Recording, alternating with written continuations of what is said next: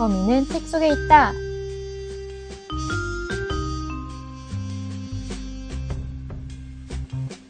한태하구 여러분 안녕하세요. 아나운서 최유진입니다. 지난 방송을 듣지 못하셨을 분들을 위해 간단하게 프로그램에 대해서 이야기해드리자면 범인은 책 속에 있다에서는 여러분께 다양한 추리소설 작가들과 그들의 작품에 대해 소개해드립니다. 추리소설하면 앞서서 소개해드린 그리고 최근 이름을 알리고 있는 많은 작가들과 그들의 작품들이 떠오르실 텐데요.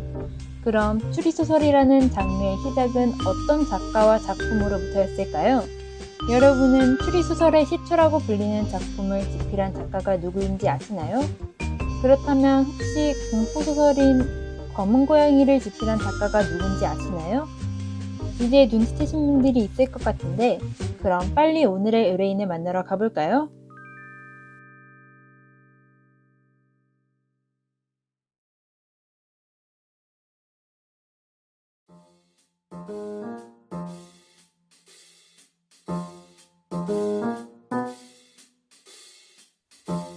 오늘의 의뢰인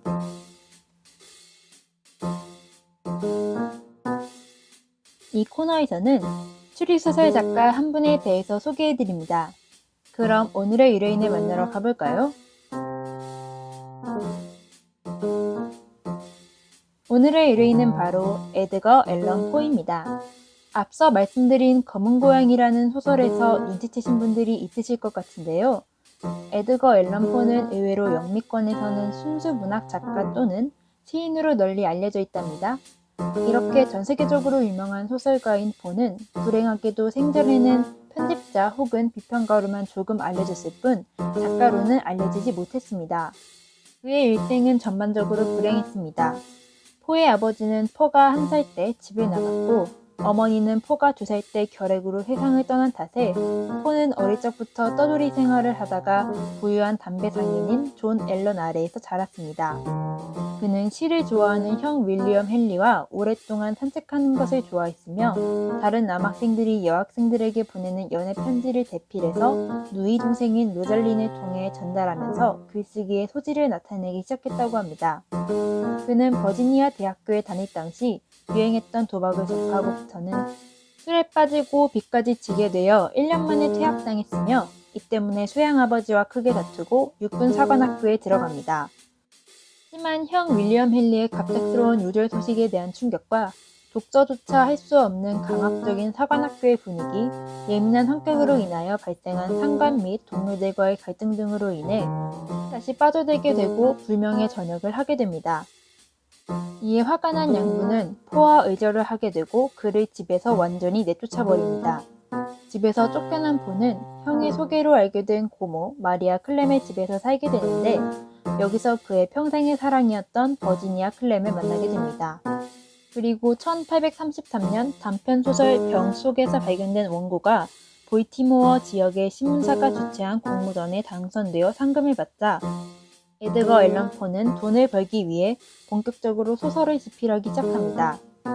후에도 상황은 나아지지 않았고 1836년 27살의 포는 13살인 사촌동생인 버지니아 클렘과 결혼하게 되는데 이후 잡지의 폐관과 버지니아의 죽음 후 포는 절망에 빠져 아편으로 자살 시도를 하고 자살 시도 직후 여류 시인 세라 휘트먼이 보낸 발렌타인 카드를 보고 우발적으로 프로포즈를 하는 등 정신적으로 오락가락하는 모습을 보입니다.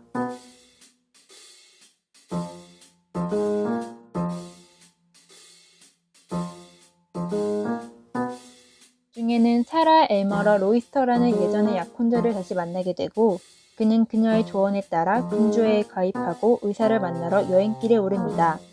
그러나 포는 의사를 만나지 못하고 그대로 클렘 숙모를 결혼식에 초대하기 위해 볼티모어로 향하는 배를 탄 뒤 행방불명됩니다. 1849년 9월 28일 볼티모어의 한 병원에서 포는 빈타 상태로 목격되나 역시 의사를 만나지 못했고 이후의 행적은 의문에 쌓인 채 10월 3일 볼티모어의 한 술집 앞에서 의식불명의 상태로 발견됩니다. 발견 직후 병원으로 이송되었지만 얼마 안 가 사망하게 됩니다.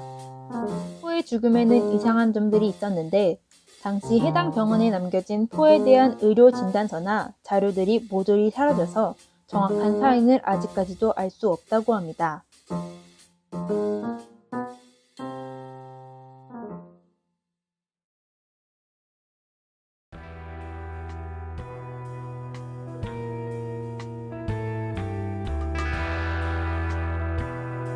오늘의 사건. 의뢰인의 다양한 작품들 중 꼭 읽어보아야 하는 작품을 추천해드립니다. 그럼 오늘의 사건에 대해서 함께 알아보러 가실까요?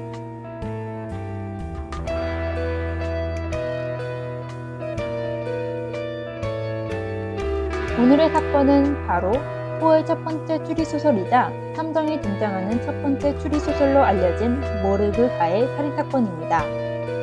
사건은 모르그 거리의 한 건물 4층에서 들려오는 끔찍한 비명소리로부터 시작됩니다. 이후 이웃들이 경찰들과 함께 레스판의 부인과 카미유 양 모녀가 살고 있는 그 집으로 찾아가지만 이미 비명소리는 멎은 상태였습니다. 사람들이 첫 번째 층계를 올라설 때 2명이 거칠게 다투는 소리가 들렸고 두 번째 층계에 다다랐을 때는 이마저도 멎은 상태였습니다.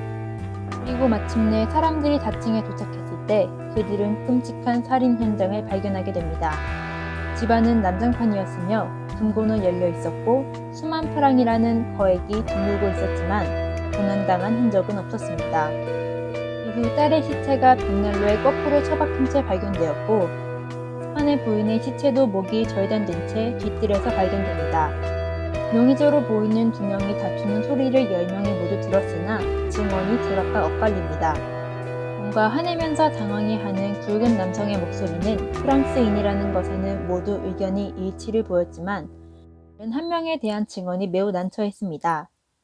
일단 날카로운 목소리만 듣고서는 남자인지 여자인지조차 알 수 없었으며 이탈리아인, 영국인, 스페인인, 네덜란드인, 프랑스인 증인 등이 저마다 자신은 알아듣지 못하는 외국어를 쓰고 있었다고 증언합니다. 사건은 오리무중이던 상황에서 그날 은행에서 돈을 찾은 모녀에게 돈을 건네주던 은행원 아돌프 르 봉이 용의자로 불구속 입건됩니다. 하지만 탐정 디팽은 여러 신문 기사들을 보고 발견된 모순점과 직접 사건 현장에 가서 얻은 증거를 바탕으로 자신의 상상력을 동원해 진상을 알아냅니다.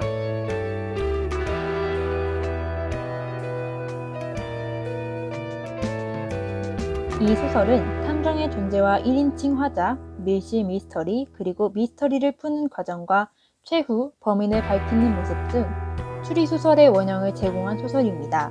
참고로 이 소설은 최초의 추리소설인 만큼 범인의 정체가 반전인 작품이니까 꼭 한번 읽어보시는 걸 추천한답니다.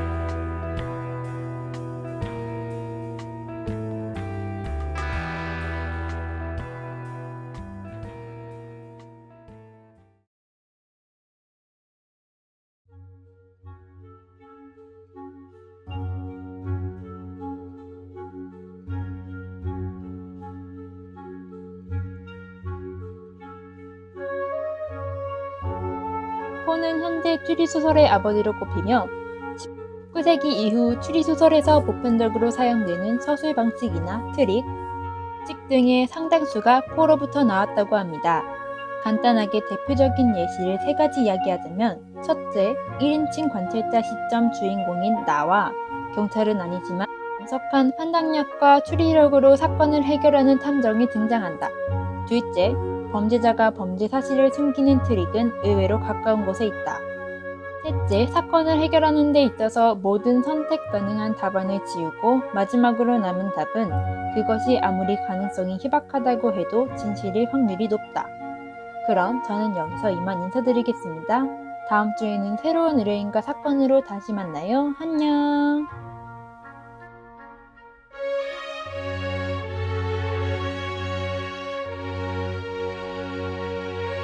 지금까지 프로듀서 아나운서 최유진, 엔지니어 정민기였습니다.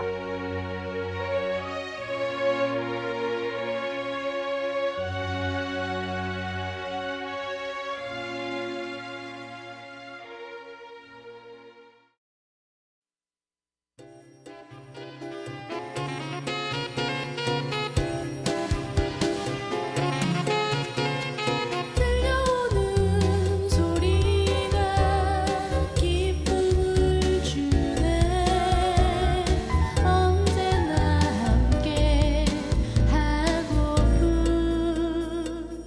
H-U-B